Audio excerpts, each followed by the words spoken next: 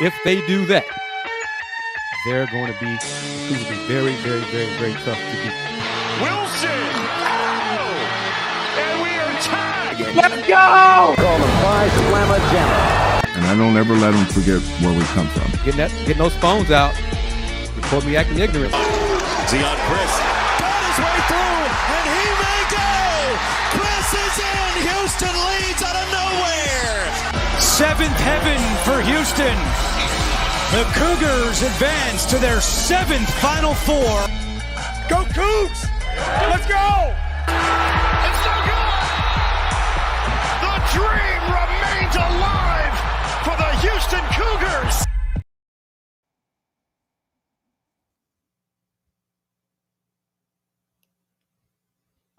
I was muted. There we go. Welcome to another episode, the Tuesday evening edition of Let's Rage Coogs, presented by the Saxenian family. We are coming off a 76-73 loss for the third-ranked Houston Cougars against 17th-ranked Tennessee. It was a tough game. Great finish. Houston not able to come away with the win in the final stretches, and really ultimately it was that cold stretch in the middle of the second half, towards the tail end of the second half, that kind of doomed Houston over Tennessee. But we'll talk about this loss. We also like to say shout out to Star Pizza for being a sponsor on this edition of Let's Rage Coogs. Kris, Dayon, how are you doing on this Tuesday evening? I'm doing great. How y'all doing? I'm doing great as well. Doing good.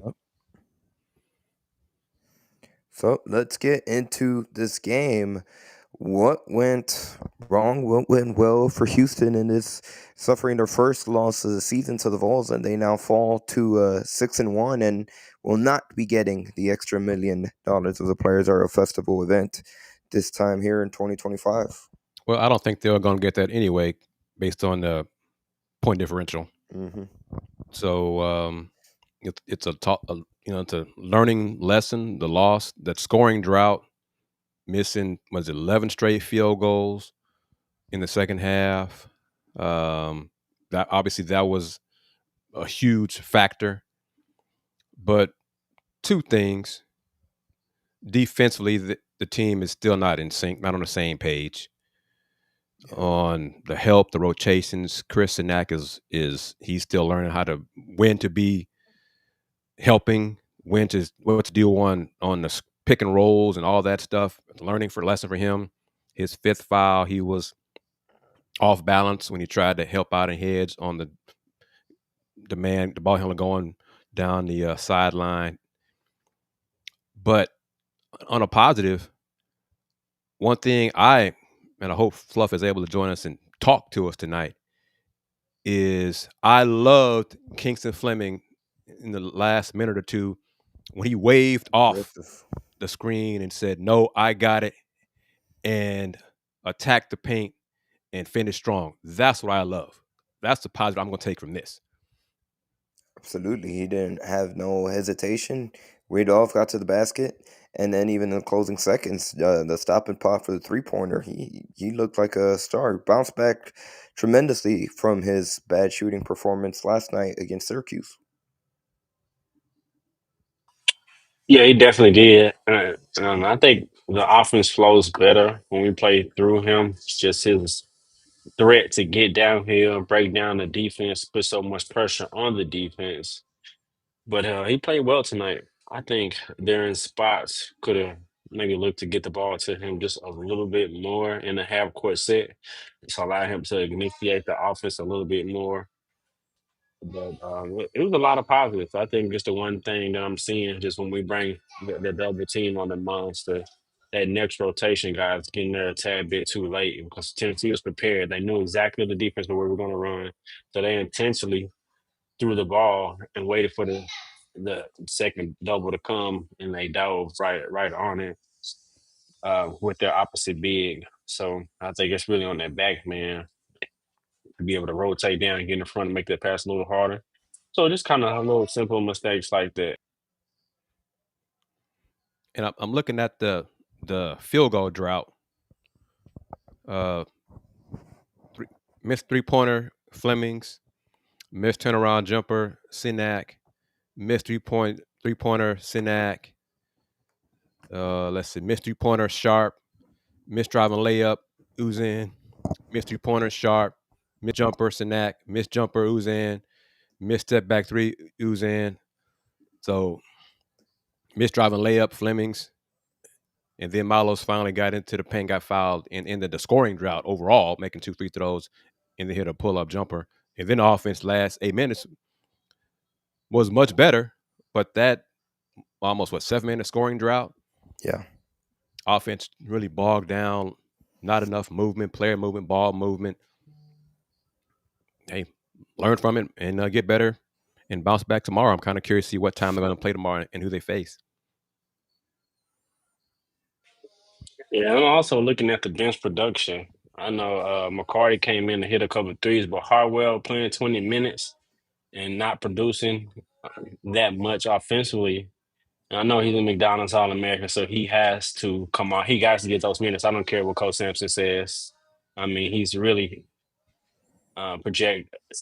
I just know he has to get those minutes. He's not going to be sitting, so he just has to produce more. We need more from him offensively when he comes on the court. He has to be more of a threat offensively, less indecisive. A couple of times where he was indecisive on the drive and could have attacked the closeout and got to a pull up or attacked the basket.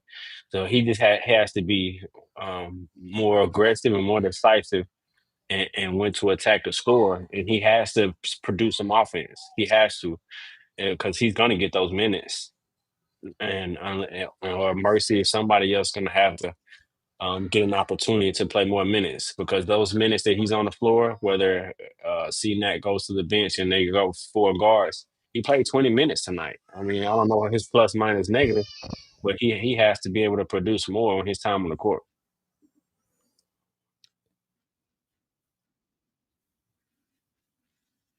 He was a flat 0 plus minus 0. So nothing good or bad, 0. But he's still indecisive in when to take the shot, when to drive, when to look for his own. He only took 4 shots, so he's trying to figure it out. Chris Sinak missed some good looks. Emmanuel Sharp getting that second foul really early in the game took him out of his rhythm completely for the rest of the game. He was a non-factor offensively, really. Yeah. Fluff, can you hear us? Yes, I can. I can hear you guys. All right. All Go right. Cougs. What's up, baby? What's going on? What are your thoughts on the game, man? I mean, I think it's a tough one. I want to be discreet as I can, but even, just truthful. Kingston's our best player. He's our best player, and the fans might want to know why I'm saying that is because it seems like everything else we're trying to make happen. You know what I mean? We're trying to see if we could get CNAC the ball. Right now it's kind of seeming like he's a glass eater. Not saying that he doesn't have moves or whatever, but they're not quick enough as far as what to get done. As far as when he has his opportunity, he was 2 for 8. Not saying that that's a big deal, but Ooze was a little more aggressive. But man, like we had to just, like I said, we talked about last night last night about who initiates the offense is is going to be huge down the stretch as we keep going and figuring it out. But like Chris said earlier on in the season, it is early in the season, but in the beginning was let's take some bumps now. We'll take a couple bumps now, and by the end we could cut these nets down. So I think tonight was good. I think Tennessee is a good team. Well coached. We lost a tough one. Fluff, your thoughts on it? I said it and going to get your thoughts on it. I love seeing Kingston wave off the screen late in the game and take it on him and drive into the paint. What are your thoughts on that play? Hey, Chris, let me ask you: is that a rhetorical question? Yes. No. I want you to no, say I'm messing with you. Of course, I love that. Of course, I love that. Of course, I love that. And that's what it is. You know what I mean? That's big time. And JoJo got to finish better. He had a great drop step move, open, and missed the left hand layup. I mean, it was right. That was Yeah. one of his best moves I've seen him make. And he Yeah. didn't finish. So he's got to finish. Kris missed shots. A lot of the shots, not a good number of the shots Kris took were good shots. He missed them. His turnaround shot, I think he was Yeah. comfortable with those shots. He missed them. And this is college basketball, folks. This is not an insult when I say it, but guys leave. Juwan Roberts is done. He was here 6 years. He ain't coming back. Okay? This is who we have. Chris Sinak is going to be fine. JoJo is going to be fine because they're going to keep, whether we like it or not, they're going to keep feeding him the ball in the post. Okay? So whether we like it or not, he's got to produce. He's got to make those shots. Cenac, one thing about it, he's still getting, he get 10, he got 11 rebounds tonight. So when he adds his points, that's going to make our team go through the roof. From what it seems like, he going to get 10 rebounds. But Tuckler, I think Tuckler had 3 he's away rebounds, on 4 defense. rebounds. That can't happen either. I know we're saying we want him to be more of an offensive threat, but we definitely want him to be on that glass defensively and offensively more. We need him on that glass, whether he's scoring or not. And great point. And let's say it. Let's be real about this too. Tennessee big man he big man JoJo on that free throw. Yeah, on the free throw putback. Yeah. That cannot happen.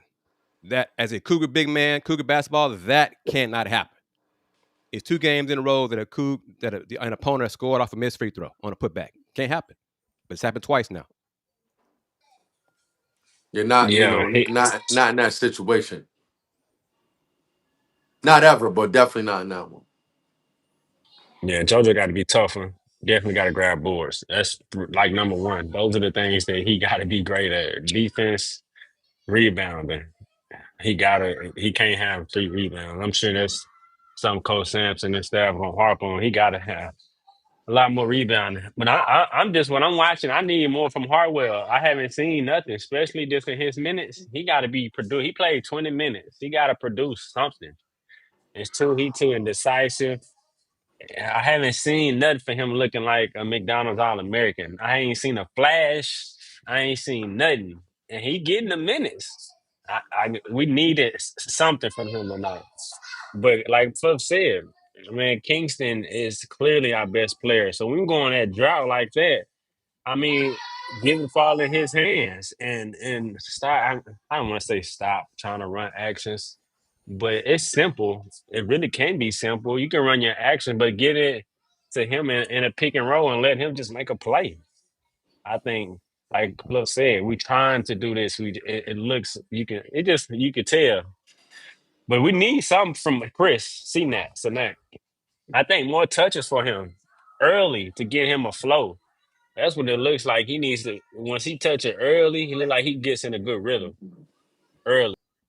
I think his air ball jumper early in the game just kind of took his confidence away because his offense and his defense, he rebounded okay, but he was late on the rotations on defense.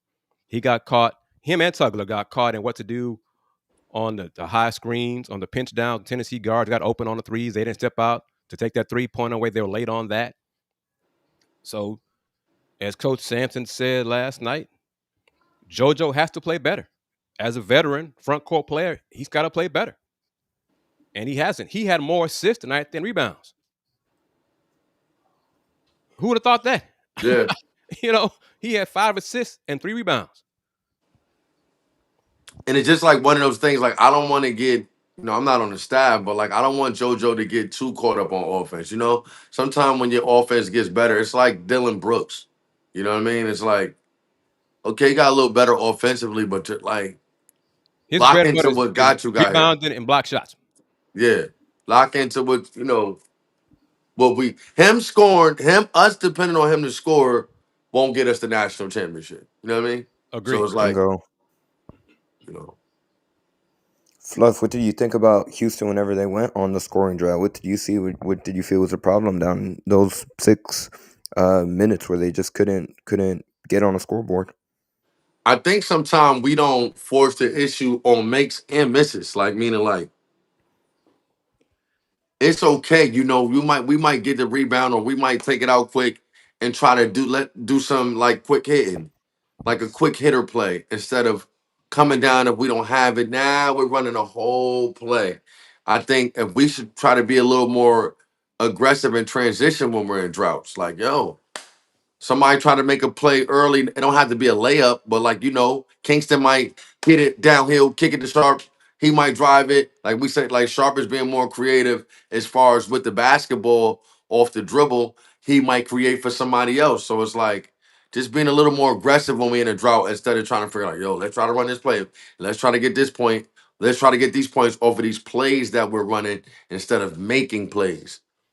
Agreed. And give Yeah, Tennessee credit for the defense. yeah, I was They just about played to say that, great Chris. defense. 'Cause- Yep. I was just And about to say that. They did and a good job of denying the pass. Sorry to cut you off, Chris. yes, I was just that's what I they was gonna say. They because did they a great yep. job denying the pass. And in situations like that, the Cougs have to just disregard sets. And it comes down to basic And more stuff. back doors. More Yes, back doors. They're denying. Go back door. When there's a back door action, the opposite big or the big, if we're playing one big, whatever it is, can come and set the screen. And then now he rolled. But now we have action. Sometimes that guard on the wing, they're denying you. Just go back door. So now I can fill that spot. Or whoever's playing a point can fill it, or has the basketball can fill that spot. And now we have spacing and still make plays.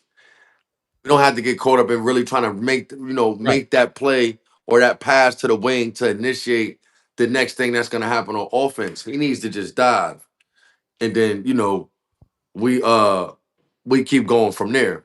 But we'll figure it out. Those Yeah, guys, I'm not worried we about got the that. best coaching staff in the world. They're gonna go back to the drawing board, watch film all night with their suits on, and It it's it and figure it out. it comes I think another factor is this is a really young team Yeah. asked to do a lot. And I'm pretty sure these freshmen and redshirt freshmen have not seen defense like this so far. So they did not know, haven't learned to. If you're being overplayed, go back door. Right. That's not a coaching thing. When you're on the court in the game action, you got to know what to do. You got to know when to react. If you're being defended a certain way, you got to know what to do to counter that move. They're going to learn from this. This is November. This shouldn't be a problem in December and January, February. I'm not, like I said, I'm more disappointed in the defensive lapses because I think the offense, the potential there is through the roof. Yes. The Yes. defense Shouts to is where, Ooze, man, picking it up. Shouts to Ooze. because once again, an opponent did work on the Cougs in the paint. 38-30 in the paint, and it was like 32-14 or 18 at some point. It was really bad until down the stretch. So that's something that the staff and the players got to say. Look, we're being outworked in the paint, and part of that, as Dayon said last night, our guards getting beat off the dribble. You got to keep your man in front of you because when you don't, that breaks down the defense, and then you got to rotate. And if you're not on an issue, if you're not on a string defensively, a whole bunch of layups going to be scored too. And Tennessee did that as well. And like I love when Chris does this is fact in the fact of sometimes a team played well. You know what I mean? Yeah. Like it's sometimes it's not just that we didn't do this and we didn't do that. Tennessee came out and they punched us in the mouth a little bit. You know what I mean? And they were ready to go. And I don't think we reacted terribly to that. I think we just didn't react good enough to get the win. You know, the late three by Kingston. I mean, if that's a little earlier, we might have a different discussion about what's going on. So it's a difference between maybe 4 to 5 plays in a game. But I'm not gonna say Tennessee's a better basketball team. They was better than us tonight. Let's pause for a second, real quick. We'd like to thank everybody that has taken the time out of this Tuesday evening to join us on this edition of Let's Rage Coogs, the original Houston postgame show going back to 2022. A big thank you to Steve Saxenian for being the primary sponsor of this edition of LRC. And of course, we also like to say thank you to our secondary sponsor on this edition, which is Star Pizza, with multiple locations throughout the Houston area. Star Pizza is your go-to spot before or after the game. Be sure to check them out online at starpizza.net or on social media at starpizza HOU on X, Star Pizza Houston, Texas on Instagram. Looking at the final box score for Houston, and you guys mentioned Kingston Flemings had a great bounce back offensively, 25 points on 10 of 15 shooting, went 3 or 4 on his threes, had 4 rebounds, 3 assists, just 2 turnovers. Manos Uzan right behind him, 17 points on 7 of 15 shooting. He had 4 assists, 3 rebounds, and then it dropped off by quite a bit of a margin. Emmanuel Sharp was the third leading scorer with 8 points, just 1 rebound, just 1 assist. Only played 21 minutes because of foul trouble, and then he injured something in the middle of the game. Came back. Hopefully, that's not a long-term issue that bothers him and hinders him. Chase McCarty came in, hit 2 threes in the first half, and then didn't do much else. He was the fifth leading scorer with 6 points, 2 of 3 shooting. JoJo Tugler was the fourth leading scorer with 7 points, 5 assists, 3 rebounds. Chris Senack had 5 points on 2 of 8 shooting in the game. Man, we got to give Mercy a shot. I mean, we got to. We got to, man. It's not going to happen though. Mercy played just 8 minutes tonight. No. I agree with y'all, but Coach Sampson. He played how many minutes, Andy? Sorry, Chris. I'm sorry. 8 minutes. Coach Did he Sampson score? is I on don't remember him Mercy's ass scoring. for defensive lapses. 0 for 2 shooting. 0 for 2 shooting. He is on him. He's probably harder on Mercy than maybe he should be. I think that's not an excuse, but everybody's having the same defensive lapses Mercy's having. Ain't nobody Right. having. Like I said, I agree with you. It's not that I don't want to hear that, but like, come on. I want to like, hear it, D. But no, that's what I'm saying. Like, cause it's like, before you got on, I was saying how hard was a McDonald's All-American. He's gonna get 20 minutes. It's no question. He's gonna get that. And so, like Chris is saying, where does Mercy minutes come from? That's really what Chris is saying. And so it's like, yeah, he needs them, but it's like, where Maybe they gonna come sometime we from? go 4 guards and a big. That's what they do with McCarty. but McCarty it's hit not 2 Mercy threes, though. and he only played 8 minutes. So, I'm saying I know they do it with McCarty. I'm saying like maybe sometimes try McCarty, sometimes try Mercy. no, but when we heard and the announcer said it, when Kelvin yelled and the mic caught it, when Mercy picked up that foul, and Kelvin said, "You do this every day," that was a foul. That tells me he is hard on Mercy, hard on, and you can say it's not right. He should be like that on everybody else. But I'm telling you, Mercy has a very, very. It's clear to us. Yo, it's a sidebar, but no, we haven't talked because we talked a lot about him last year because he was a big part of the team. How was Terrence doing at North Carolina State? Nothing. What I've been told, nothing. I don't even think he really playing much. Yeah, yeah. But see, that's a tale of what we're talking about, though. Because if he's not playing that much at North Carolina State, no disrespect, Terrence, you forever be a cool, but that means that your talent pool is kind of lower than that level, right? Yeah. So if you're lower than that level, Mercy should have got even more of a shot last year. I'm just saying, like, and last year I was the one going, man, I don't know about Mercy. But like when I'm watching it, it's like he could get 12 minutes sometime, 15 minutes. You know? But hey. It's like he gets in to be like, I got you in. That's how it looks to me. That's about what it is. That's about what it is. Because wasn't Mercy top 70 coming out of high school? Top 100. Top 100. You know, that's another discussion. That's why on your poll. So He may have ended up being like around 75 or 80, something like that, you know. Okay. But Isaiah Harwell he's not close to 100% healthy from when he tore his ACL. And then he re-injured the knee this offseason. So he's not where he will be, which is most assuredly why he's going to come back for another year. Because Is he? healthy, he would have been considered a first-round pick, but he's not. So Well, he can he knows redshirt that? It's Or is it too late now? Too late. too late now. Well, no, 33% of the season, but they're not going to redshirt him. He's gonna. I mean, he's missed the games because of the flu. He missed the game because of an ankle issue, whatever. Wouldn't that be kind of smart though, Chris, to go ahead and redshirt, come back next year? But who are they going to play? They're going to redshirt Bryce Jackson. Play Mercy.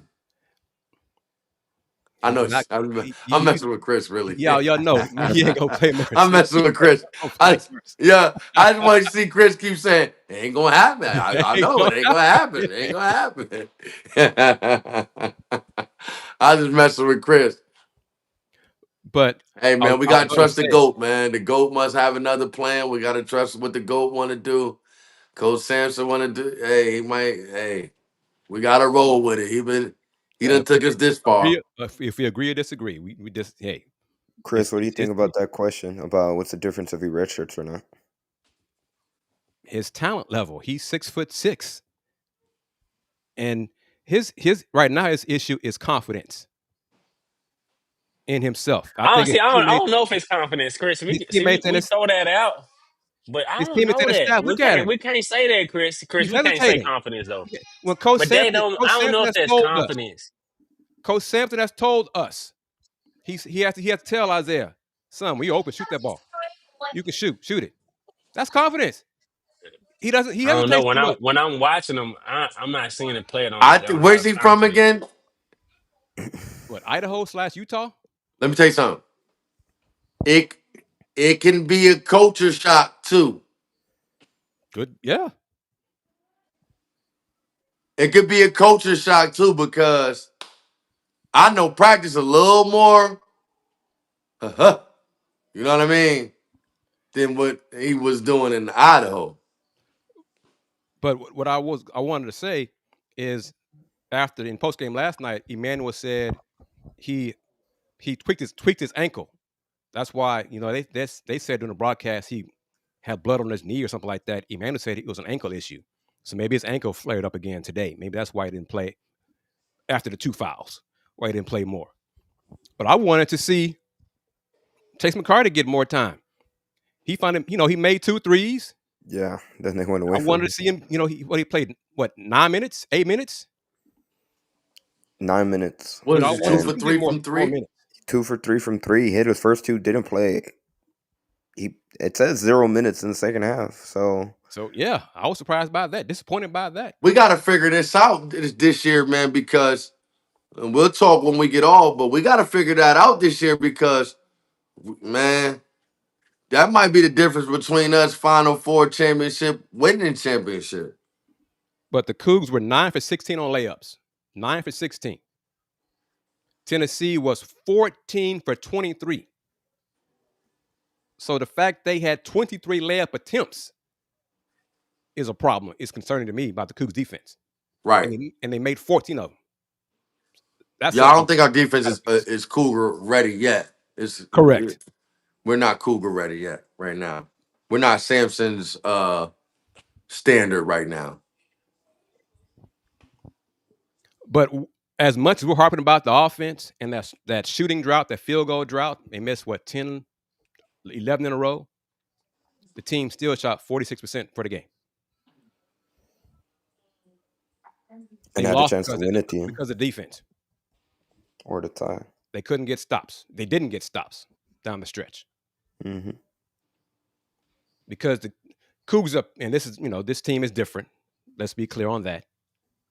But Houston teams in previous years have won games shooting 30% because the defense was elite. The rebounding was elite. Not a lot of times a Houston Cougar team would shoot 46% in previous years and lose. Happened tonight. We ain't got that culture player. It should be JoJo, but he ain't looking that tough He and hasn't played rugged. well yet. He has to. He has Just to. yeah, I'm just saying just pure toughness and like that offensive rebound. That's supposed to be that's our culture. And he got bullied down there and pushed out into the basket. And so maybe Sacco need to be in there a little bit more because he He's tough. He starting. He's like starting to play better. Yeah. he's starting to. So I mean, we're gonna trust Go Samson though.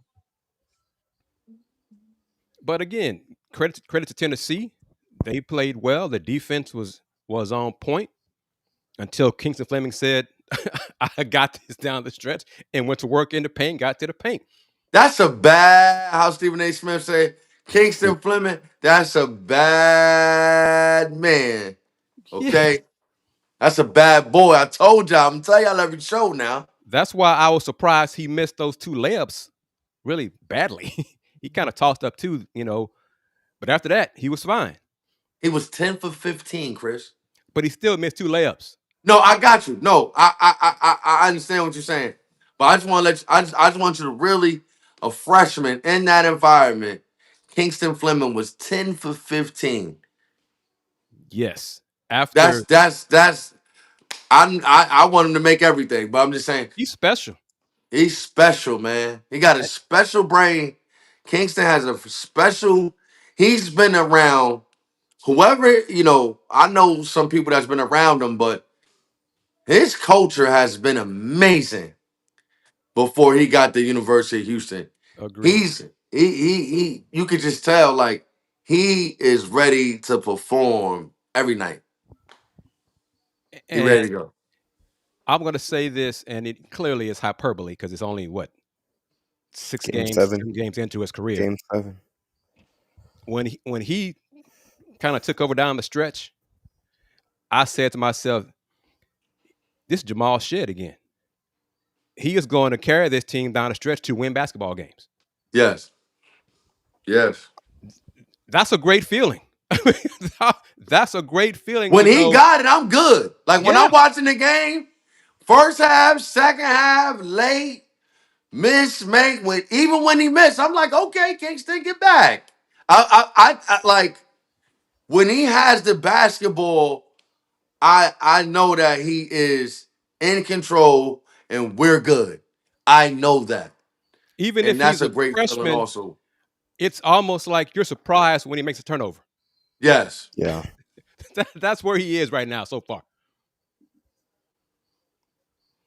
So that's the positive I take. And I think I saw a comment earlier about the Cougs bigs being late on defense. Well, Sacco and Sinak, this is their first month playing Cougar defense in the regular season. Our concern is really to the big man who's been here 3 years. Tugler, he's the one. Blocked shots last night, that's great. But he's in foul trouble. Only 3 rebounds tonight. He got to do better on the glass. That's his role. First things first, hit the boards and close out that paint. And do not get bullied by another team's big. That's bothering you, Chris. It sure as hell is. That is bothering you. I feel I'm at that. I tried to ignore it. Like let's move on. But it bothered me that way too. I know what you mean. Because I expect more from the upperclassmen, the veterans, the returning players. Yes. I mean, speaking of upperclassmen, we ain't really elaborated on them. Milos and Kingston looking like a good backcourt mates together. These last 2 games, Milo's been consistent, and then Kingston just didn't shoot efficient last night. But tonight, he was looked like his normal self. So when them 2 are playing well like this together, I think it's bright. It's bright, looking bright for us at the end of the tunnel. But in a later, like I think I forgot how much time was on the clock. I want to Houston to go come get the ball. That just me being selfish a little Yeah, bit, I wanting wanted him to Kings to come take the get it. 3, the last shot. I want him to, I want Yeah, Kingston yeah. with it all night long. he'll make the 50-footer. Yes. That's what I wanted. I didn't want the 50-footer. I want everybody else to figure it out while he got it. You know? But I want Ooze with it too. I want Emmanuel to shoot. Like meaning like when of course he shoots, but I mean I want him to be in the role of I catch and shoot. Those guys create and they dance and they prance, and when I'm open, I knock it down for them. You know what I mean? Like, because we gotta have a guy like that. I agree, but I also want him to get to the free throw line. Okay. Yeah, he's UVH's best free throw shooter. You know, especially him when Kingston, the okay. bigs aren't right now getting to the free throw line. So where else is it gonna come from? You know, so True. got to get to the free throw line too. Real quick We're to go talking to about Dayon. all this stuff on this great post game show, the original post game show for Houston Athletics, and it's November 25th. Talk to him, Chris. So, what did you say down last night? Since 2022, right? The original since 2022. Let's Rage Coogs. And I think everybody who, if you're new to the show, you can tell we're gonna keep it real. We're gonna give it to you straight, call it like we see it, but also tell you what we know. And we're not gonna sugarcoat it. If we think a player's not playing up to his standards, we're gonna say so. If someone's the best player, we're gonna say so. I know they probably hate OG a little bit, but meaning myself. But man, I'm Coug alumni. You know what I mean? I'm a former player. You know, when the former players are watching the game and you see that big UH on their chest, not saying I know we wasn't home, but you know what I mean? Just, when you in the game with them. So, you watching it as a player, even though you're a fan and a former player, you're in the mix with them mentally and emotionally. So yeah, like you said, Chris, we're gonna call it like we see it. You know what I mean? It's all love, and we're gonna give flowers when you get them and when you deserve them. We're gonna give credit when it's due, but we're gonna be critical when it's due as well.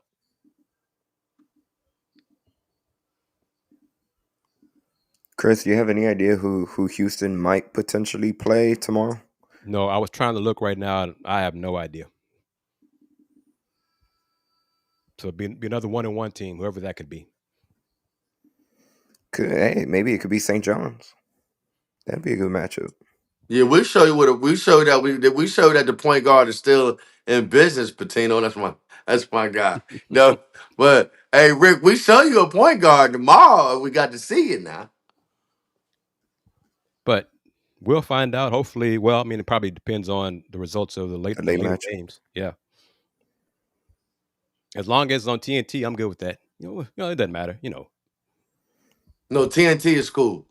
But yeah, I'm good with this. And JoJo Tugler, defensively on the rotations. Again, Tugler, Kris, they're not. The defense overall is not up to Cougar defense. We see it. We say it. The guards are getting beat too often off the dribble and the perimeter, which causes breakdowns, rotations on the back line. But if this is a problem in January, then I'll be concerned. I'm not concerned in November. They'll figure this out because they have before. And I think all of us remember Juwan Roberts, his redshirt freshman year offensively was nothing. I mean, he was not a threat. He became that. He developed into that. He was in the program a long time. Kris and Knack doesn't have that time. Kris is going to be gone. He's a one and done. So he's got to get better. Let me say this, Chris. He has to continue to perform. Yes, he has to get better game to game and improve month to month. We don't have years wait for him. He's got to get better. No, what I'm saying, even about the one and done thing, like the season could get away from you of not performing. We've seen that with the kid Justin. What's his name? Justin Edwards from Kentucky. Right. You got it. Like whoever's in his camp or whoever's is guiding Big Kris, please tell him, come on, big fella. We gotta play well every night, or we gotta die trying every night to make sure we get up out of here on a one and done move. But Tennessee's freshman big man Nate Ament, he struggled against the Cougs' physicality. Yeah. So, both freshman big men did not shoot the ball well. Nate was 1 I for feel 8. like Ooze Chris was 2 for could 8. have concentrated a little more on that half court shot. Yeah. Yeah, he didn't even try. He just Yeah, slung you it. know what I'm saying? Like he threw it, It but it's wasn't even. It like, wasn't even a real. Yeah. I yeah, seen yeah. that. Like I I feel like seen he that. could have tried to make that a little more. We crazy a little bit. Yeah, We I want to see. win I was thinking everything. that though. Hey, I know if Ooze seen this, he like, come on, bro. I tried to make it from out. Like, bro, you should have held. Imagine somebody said, man, you should have held your follow through, man, at the half court line. Come on, man. I feel that way though. I seen him throw it up though, and I'm like, come on, man. You know what I'm saying? I think Milos had another dribble too. Yeah, Yeah, he he shot had that one with more. 2 He had seconds the. left on the clock. When he stepped up to him, he could have gave him like a little in and out or a cross, and then got it up. You know what I mean? But I love this show, man. I love my brothers. I love the audience. Love y'all too, man. You know, I really appreciate y'all adding me on here, man. I look forward to this every game. and I love the comments and the questions and the viewers. I think we passed the total from last night. That's great. Yes. Join us again. Well, we got to wait and see what time the game will be tomorrow, but we're going to do But post at game some show after point that as tomorrow. well.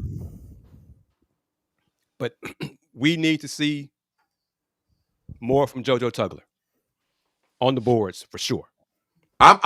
Hey Chris, I know you're saying we need to see more from him, but I need some more block shots and rebounds. That's If what I he meant on had the 2 board. points, if he had 3 points, 14 rebounds, 3 blocks, seven deflections, and 4 steals, give me that JoJo. Yeah, the only JoJo I want offensively, really, for him scoring, is on putback dunks and like quick Yeah, and stuff like that. yeah.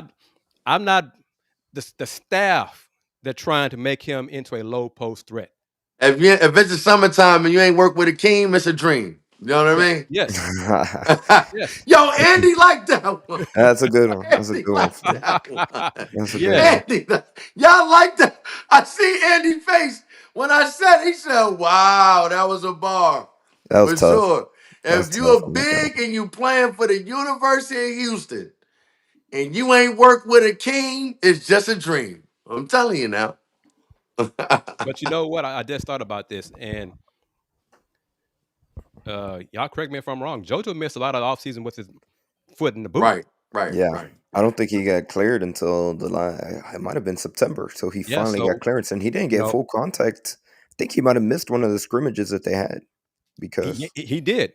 Good call there too, Andy. So I forgot about that. So he's behind the ball He's too. just willing back into shape. Yeah. So that's still something to remember about him. And Sacco really didn't get cleared till September either with the back surgery that he had. So he started to come around. So Hey, the college potential like is the still there. NBA now, man. If they got you if you high in the depth chart and you hurt, you coming back and you playing. Only person I seen during my time do that was Lanny Smith. Oh, What?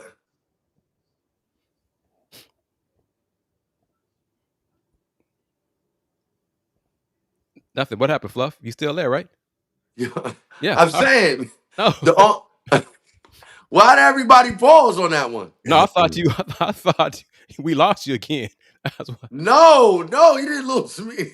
Why did everybody stop? I'm saying he was the only guy I seen like when be hurt and come back and right in the lineup. You know what I'm saying? Yeah. I'm back. I'm ready. I guess times are different now as far as when you're hurt. If you're high on that depth chart, you just come right back and get it. Sometimes guys got to come off the bench for a couple games and then, get their usual minutes back. And the numbers kind of lie to a point because the Cougs won the battle of the boards. Mm, Second half, especially 18-12. mm. But the second chance points and the points in the paint, that's what hurt the team. And that's really what led to the loss. What's Baylor's record out here? They lost today, so The I first think game they lost was today against St. John. 1-1. Okay. Okay. So we probably play Baylor or St. John's? Well, we can't play Baylor, right, Chris? I don't believe teams in the conference can face each Oh, we other. can't play them. Okay. All I right. think, but it'd be probably like I said another 1-1 team based on the standings and the differential and all that kind of stuff too. If they want ratings, they just put St. John's. Or whoever is in charge It of the could be Cougars and St. John's. That's the matchup I wanted on day one for Houston. But I don't know if this question is serious. Why is JoJo guarding the perimeter?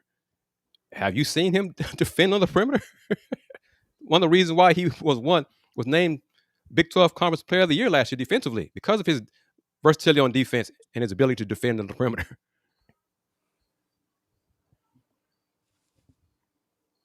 But he has to play better. He has to rebound more and stay out of foul trouble.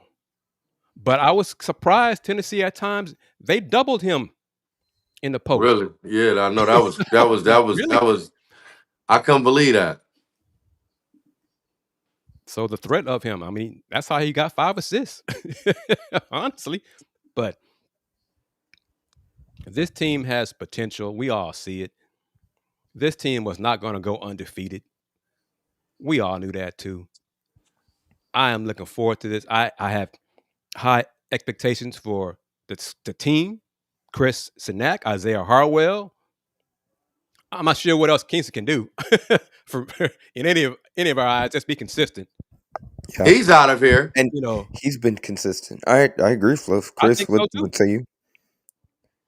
Dayon, 6 out of the 7 games he's played, he's been that guy. He's been playing at that level consistently. But what if he's not a lottery pick though, Fluff? I think he is. I think he would if he keeps playing how he's done to start. Chris, I want him to. Hey, Chris, I'm gonna miss him too. I want him to come back too. No, it's not a question about missing him. I'm just saying. But Chris, he's going in the territory right now of not just best freshman in the country. He's looking like one of the best guards in the country. Like just players, period. Like it's getting to that. Sometimes they're like, yo, he's the best freshman. Oh, he's the best freshman. Kingston Fleming is starting to look like one of the best players in America. That's the difference. So I know you talk about this a lot too online, but how it's beneficial being young versus a couple of players who may be equal as good as guards, but they may be sophomores and juniors. Well, he's in his youth, so the NBA is already projected. Dang, he's this good right now at 18. What would he look like at 21, 22? I always give the example of that. And I probably said it on here 50 times, but I'll say it again. I always give the example of me and Derrick Rose. I was 22 years old. He was 18, 19 years old. The numbers I was getting was video game, but at the same time, he didn't reach my age yet. So whatever somebody's saying I'm doing, not saying it doesn't count, but in the subject of what's your ceiling, his ceiling was so much higher. So that's Kingston. So I guess from the question Chris asked me, I guess Kingston does remind me of Derrick Rose a little bit. You know what I mean? Because his ceiling is so high because his youth is so strong. I agree. I'm kind of curious to hear what the scouts who are in Vegas, what their take will be after these 3 games if they say, oh yeah, he's a lottery pick, period. End of discussion. Or if some of them are still saying, nah, he's still a late first round pick. He might be in the low teens, something like that. I tell you what, and this might cause some issues, but I got broad shoulders. I tell you what, they're taking him before they take Tahad Pettiford. Oh yeah. Yep. That's huge. For him to just be getting started, that's huge. If you ask the NBA scout right now, and I'll try to get me some information for when we come back, but I'm gonna make some calls. But I guarantee if you ask the scout right now, who are they taking? You taking Kingston or you taking Tahad? They're taking Kingston. in the mock draft, I saw Kingston was 19 and Tejada was like 32, 33, something like that. He was still in the I second round. sent one to Dayon where Kingston's 8. So, yeah. If he's a lottery pick, Never I have know. no issue with that. But it could be up to him too. It could be a family decision. They'd be like, maybe he wants. I don't agree with this logic, but maybe they're like, son, we don't need the money. You can be the Big 12 Conference Player of the Year, All American next year. What else? Accomplish what you didn't accomplish this year. Whatever. Who knows? It could be their family decision, and they say, go ahead and do that. But I'm like, your first round pick you got guaranteed money. Go ahead. Go.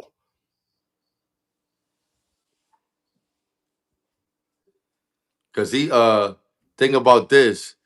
What's the guy name that played at Baylor? Plays with Utah now. It's George. What's his first name?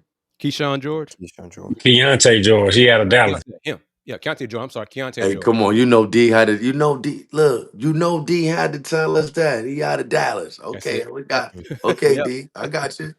Okay, D-Town. But his freshman year wasn't nothing like Kingston. He struggled half of the year. It was like up and down when he was at Baylor. And then what did they take him? 13, 14? Yeah. I think Kingston's shooting like 58% from the field. I think that they're looking at that too. 55. What is it, about 55, 56? What we got, Andy? What is Kingston He's shooting from the shooting field? 50 from the three. Let me see if I can Something pull up like the that season too. Yeah. stats. But we're saying all this. We believe he's going to be consistently good for the rest of the season. Now, if he goes into a slump for a week or two, will that change some folks' minds? Or will some folks say, I'm convinced. I believe in his potential. His ceiling is through the roof. He's shooting 63% from the field, 50% on threes. He Yo, just shot 67% from the field in tonight's game, 3 of 4 yo. from 3-point line. So that's only going to go up after tonight. 16 points a game, 5 assists, a steal. He's special. He's Fluff special. was right. He is special. Hey, listen, I'm gonna be honest though. I thought he was gonna be a contributor. I didn't know he was gonna be this special. I'm not gonna be that guy either. Like, I didn't know he was gonna be this special this early. I thought maybe mid-season tournament time, but I didn't think Kingston was gonna come right out the gate. Like, listen, this is my show. You know what I mean? I didn't think that. And I respect you. I respect you for saying that. Which Yes, sir. gets me back, and I think all of us back to the defense. Because I think we believe Kingston is that guy that come pressure time, pressure busting pipes, Kingston's going to say, I'm going to make the play. But the question is, will this team get better defensively to make those key stops to let Yeah, Kingston shine and get that game-winning bucket, yeah. a game-winning assist? That's the issue now. So it's Yeah, kind of flipped. we got to figure that out. Yeah, got to figure out the defense, get the stops. Yeah. No, it's also way too early, but I was just curious because you guys mentioned Baylor guards, and I was thinking of VJ Edgecombe before. And again, he has a whole season as a resume, but last year for Baylor, he had 15 points a game, 3.2 assists, shot 43% from the field, 34% on threes, and obviously he went third overall last year.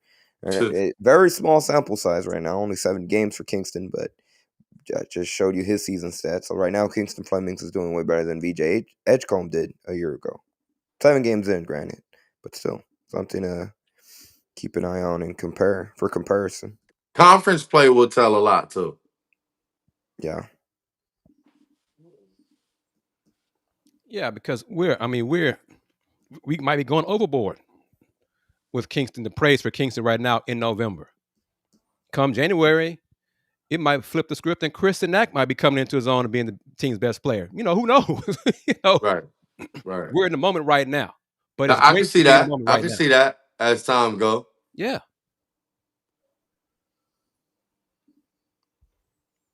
But there were times, we saw it last night, the veterans E-Man and Milo stepped up. So it's good to have that kind of security blanket as well. Yes, sir. Which goes back to the point. The overriding point is the team's defense has to get to that Kelvin Sampson level of defense. Because they do that, we think the ability and potential offensively is a lot higher than recent years, but the defense is not up to par yet.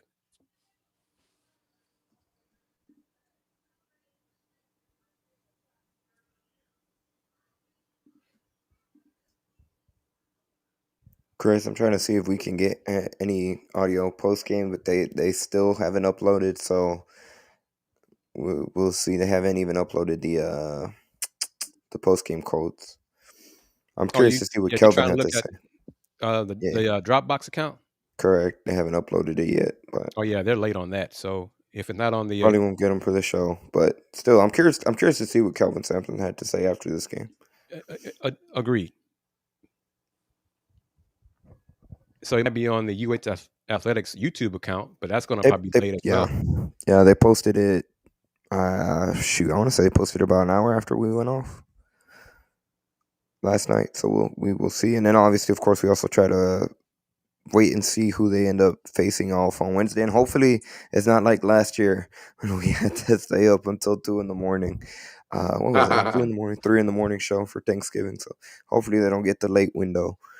I'm curious to see where they put that championship game, because didn't they put the championship game at like 7:00, and then U of H had to play after the championship game? Maybe. I don't know. I kind of remember Oregon playing late and winning it all. We were probably, I think, doing the show, when that game was being played. I don't remember, honestly.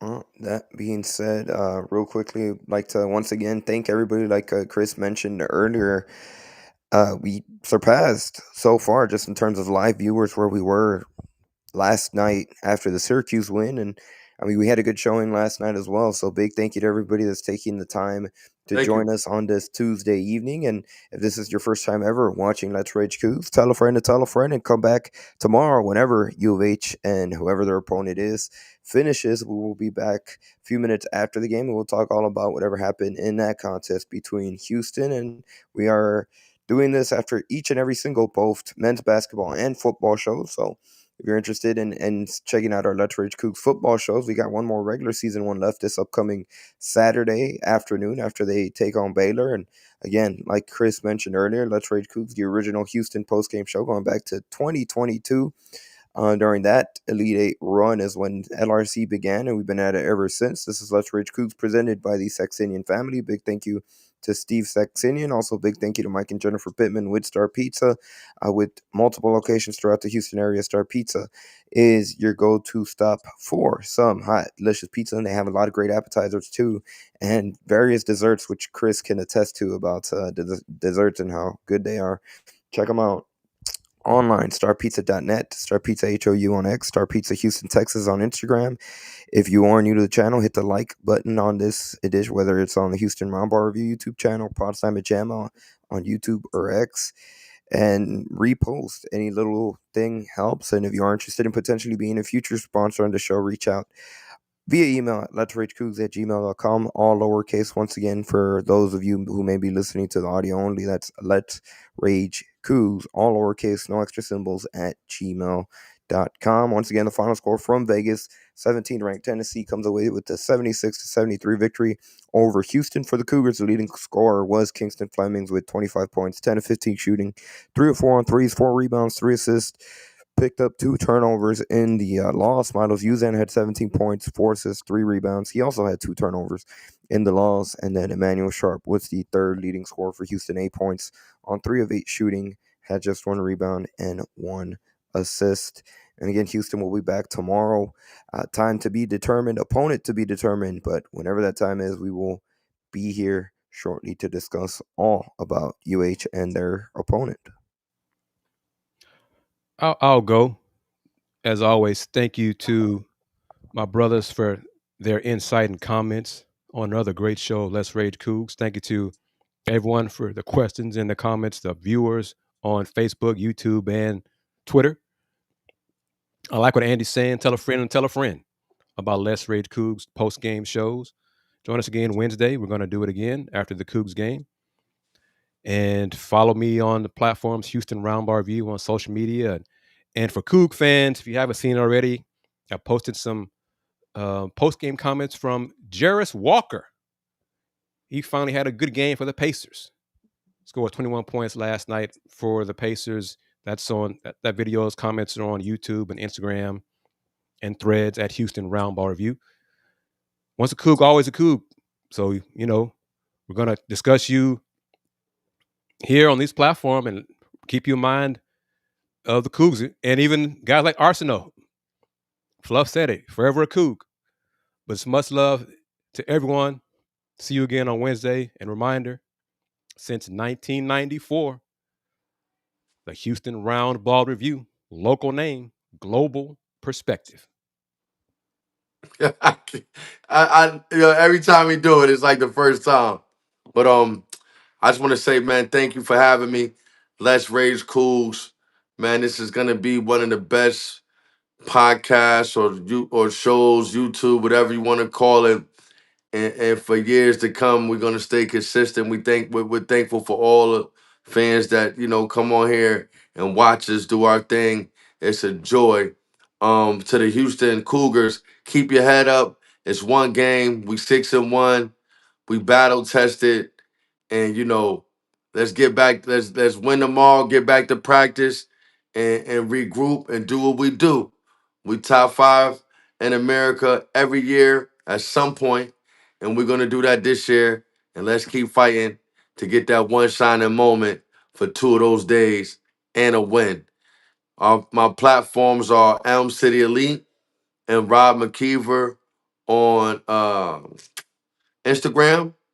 Check us out. We will be soon to be a top 5 team in the country in AAU youth basketball. Check us out. And hopefully we have some new Cougars coming to the H Town in years to come. Stay tuned. Go Cougs. Man, tough one tonight, but it's not a loss, it's a lesson. We're gonna grow from it. We're gonna get better, get back to the drawing board. And we're gonna do that tomorrow, bounce back with the dub. Always good to join my brothers. And like Andy mentioned, if you want to be a potential sponsor of the show, you see how we rocking every night. Email us at letsbreakscoogs@gmail.com like you see on your screen. And we'll see you again tomorrow and on for the rest of the season after every game. And as always, go Cougs. Win, lose, or draw.